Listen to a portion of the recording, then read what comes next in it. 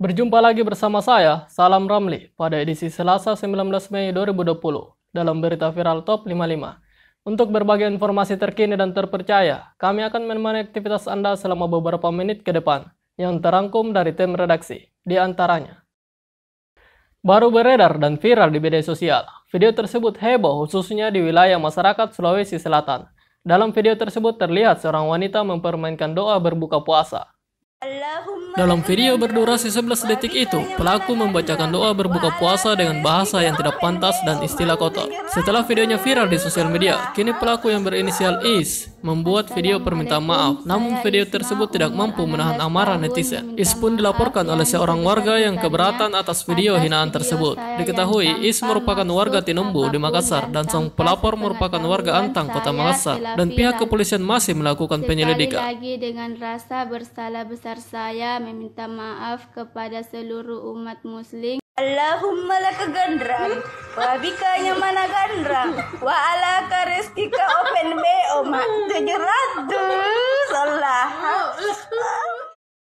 Melangkah ke berita selanjutnya. Tak lama berselang, beredar perawat dengan hashtag Indonesia Terserah. Perawat Rumah Sakit Royal Surabaya yang sedang hamil dan kritis karena corona akhirnya meninggal dunia.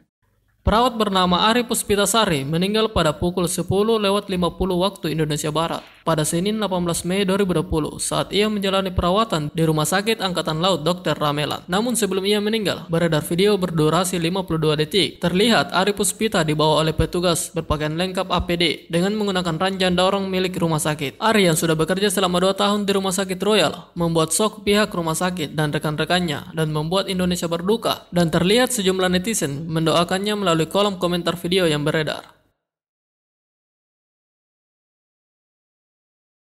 Beralih ke berita berikutnya, sejumlah pelaku bullying atas penjual jalan kote di Pangkep yang viral di media sosial berhasil dibekuk polisi. Diketahui, pelaku bernama Firdaus mengakui ia merupakan remaja yang paling berani dan dianggap preman di wilayah tempat tinggalnya. Terlihat tak berdaya setelah ia dibekuk. Rekan-rekannya yang membuli dan melakukan tindakan kekerasan kepada seorang anak yang merupakan penjual jalan kote berinisial RL. Setelah korbannya viral, beberapa orang ikut ambil bagian membantu anak tersebut. Mulai dari sejumlah masyarakat membelikan ia sepeda baru, beasiswa dari asisten pribadi Prabowo, hingga sejumlah uang untuk memenuhi kebutuhan.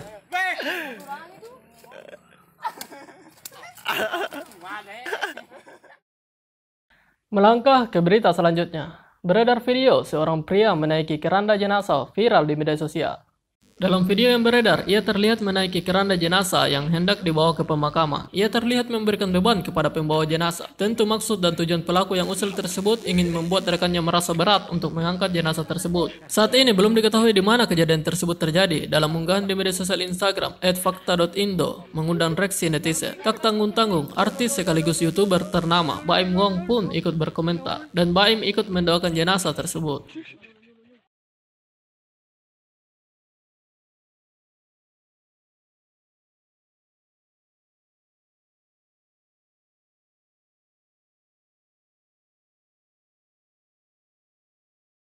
Beralih ke penghujung berita, klub sepak bola kontestan Kalik, FC Seoul dituding menggunakan boneka seks untuk mengisi kekosongan stadion sebagai pengganti supporter.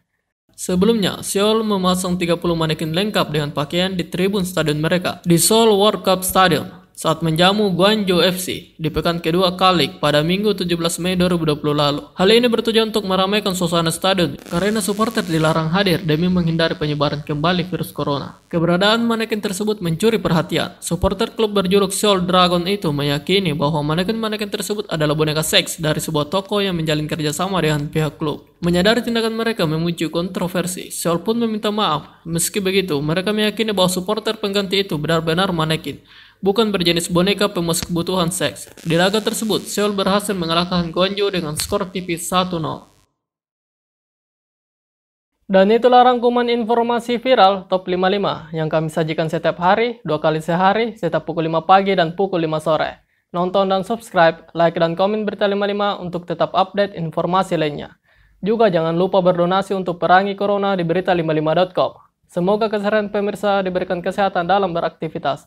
Saya, Salam Ramli, mengucapkan sampai jumpa dan salam Indonesia.